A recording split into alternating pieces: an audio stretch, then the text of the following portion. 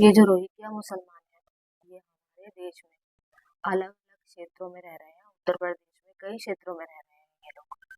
तो ये केवल पशुओं का मांस नहीं खाते हैं, ये लोग ना जाने किस-किस चीज़ों का मांस खाते हैं और ये पता नहीं कहाँ-कहाँ से आकर हमारे देश में रह रहे हैं। तो हमारी योगी जी से और मोदी जी से यही अपील है कि इन लोगों को हमारे उत्तर प्रदेश क्षेत्र में नहीं रहने देना चाहिए। हमारे ब्रज धाम में इन लोगों को नहीं रहने देना चाहिए। जो खाता है गऊ गोश्त वो कभी नहीं हो सकता हिंदू दोस्त। तो इसलिए हम कहते हैं कि इनको हमारे उत्तर प्रदेश क्षेत्र में नहीं रहने देना चाहिए।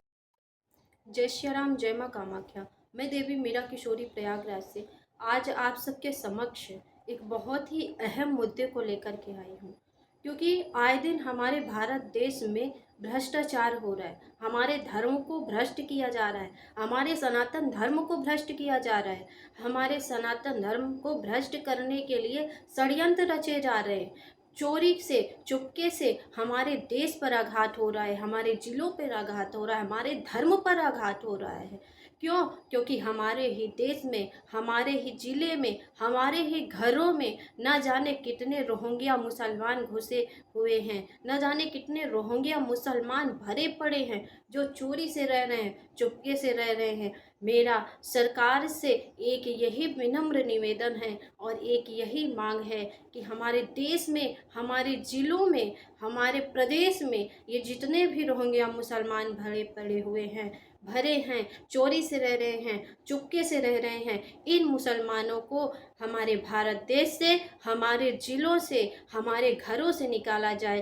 क्योंकि ये हमारा भारत देश ही नहीं, ये हमारा घर है, हमारा परिवार है। और हमारे परिवार में इन मुसलमानों के, इन रोहिंग्या मुसलमानों का कोई स्थान नहीं है। ये रोहिंग्या मुसलमान आए दिन हमारे भारत देश पर, हमारे सनातनी भाई बहनों पर भ्रष्टाचार करते हैं, उन पर धोखे से आघात करते हैं और हमारे सनातन धर्म को भ्रष्ट करने का, बर्बाद करने का ये आए दिन षड्यंत्र रचते हैं। इसलिए मेरी सरकार से यही मांग है कि इन रोहिंग्या मुसलमानों को हमारे भारत देश से बाहर किया जाए, हमारे घर से बाहर किया जाए, हमारे देश से बाहर किया जाए। हमारी सरकार से यही मांग है। जय श्री राम, जय माँ कामाख्या।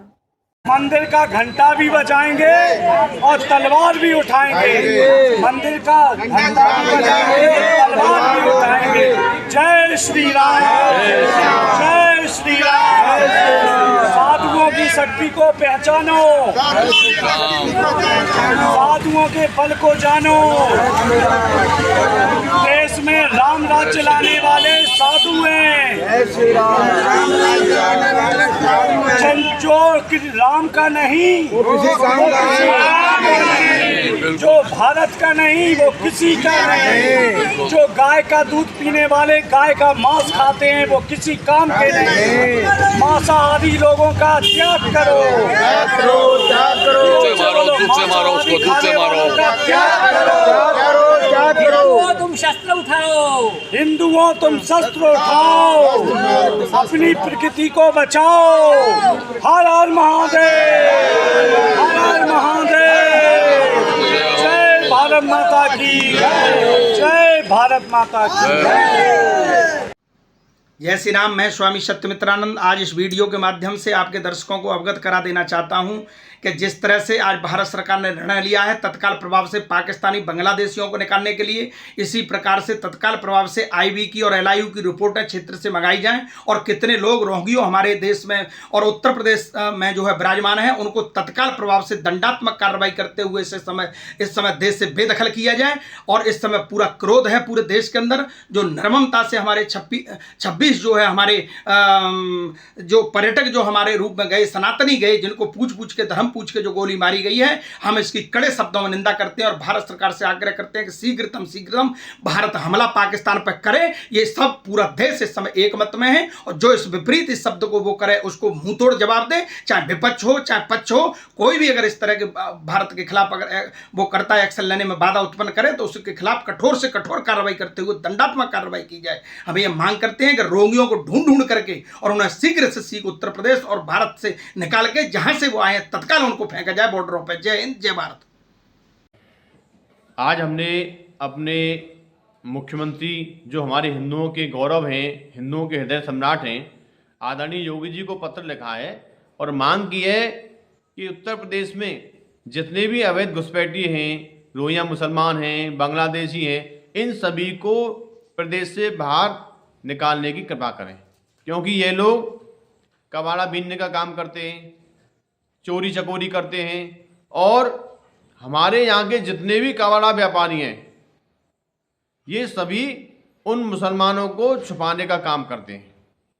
अपने गोदामों में बांग्लादेशी मुसलमान, रोहिंग्या मुसलमानों को छुपा देते हैं क्योंकि उनसे वो लाभ लेते हैं।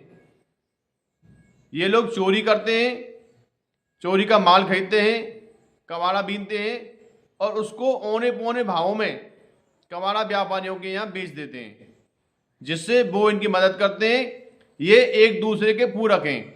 तो हमारी सरकार से मांग है कि जितने भी कबाड़ा व्यापारियों के गोदाम हैं उनको चेक किया जाए, उनके दुकानों को चेक किया जाए, उसमें ज़रूर ये अवैध मुसलमान छुपे हुए हैं। अब समय आ गया है कि देश के गद्दारों को बाहर जाना पड़ेगा। हमारे योगी जी हैं, जब तक हिंदू सुरक्षित है, योगी जी और मोदी जी के राज में हमारा देश तरक्की कर रहा है। अब वो दिन दूर नहीं जो जहाँ से जब ये गंदगी साफ हो जाएगी तो हमारा देश तरक्की करेगा, विकास करेगा। इन लोगों ने जनसंख्या बढ़ा बढ़ाकर देश को नरक बना दिया है। हमारी हिंदुओं के हृदय सम्राट आदरणीय योगी जी से मांग है कि कोई भी अवैध अतिक्रमणकारी हो, देश का गद्दार मुसलमान हो, घुसपैठिया हो, उसको प्रदेश से बाहर निकालने की कृपा करें। की होली ना चलाओ ऐसी गोली और ना बोलो ऐसी बोली और ना खेलो ऐसी खून की होली। क्या करना चाहिए सरकार को? आर्थिक बहिष्कार। और सरकार को ही नहीं, गांव के, शहर के मेयर, प्रधान, पंचायत के जो भी हेड हैं, प्रदेश पे हैं, जो भी पार्टी में हैं, सबसे बड़ी बात है जो रोहिंग्या मुसलमान हैं जो प्रवेश कैसे कर जाते हैं। जब अन्य देश के नागरिक होकर के आपके देश में, प्रदेश में प्रवेश कर रहे हैं तो आप क्या उनकी चेकिंग नहीं होती है? हम तो ये कहते हैं हिंदू ही हिंदू का विरोधी है, पहले भी था, आज भी है। अपने ही अपनों की कहते हैं ना, लात मारते हैं। रावण ने क्या किया था? विभीषण जैसे भक्त को लात मारी, खास भाई को। आजकल हिंदू ही हिंदू का सपोर्ट नहीं करता। महारानी लक्ष्मीबाई के साथ क्या हुआ था? अभी उम्र कुल 23 वर्ष की मनु नहीं महारानी थी, उनका तो नाम अमर हो गया कुल 23 साल की उम्र में। राजा के ना होने के बावजूद पूरी कमान संभाली अकेले दम पर। आज भी पूरे वर्ल्ड में झांसी की रानी को जाना जाता है और झांसी को जाना जाता है। लेकिन किसने दोगलापंथी की? हमारे ही अपनों ने। किसने साथ नहीं दिया? हमारे ही अपनों ने। भगत सिंह आज़ाद को देख लीजिए, चंद्रशेखर आज़ाद जी को, भगत सिंह को, सुभाष चंद्र बोस को, तात्या टोपे को, मंगल पांडे को, जिसने अपने देश और राष्ट्र के लिए आज नहीं पहले भी जिसने समर्पित भाव से त्याग किया, उसके साथ यही होगा। चाचा किसे बना दिया गया? अब देख लो, उनके ही ये सब क्रियाकलाप है। महात्मा किसे बना दिया गया? जिसके पास कुछ क्वालिटी नहीं, उनको महात्मा बनाए। जिसको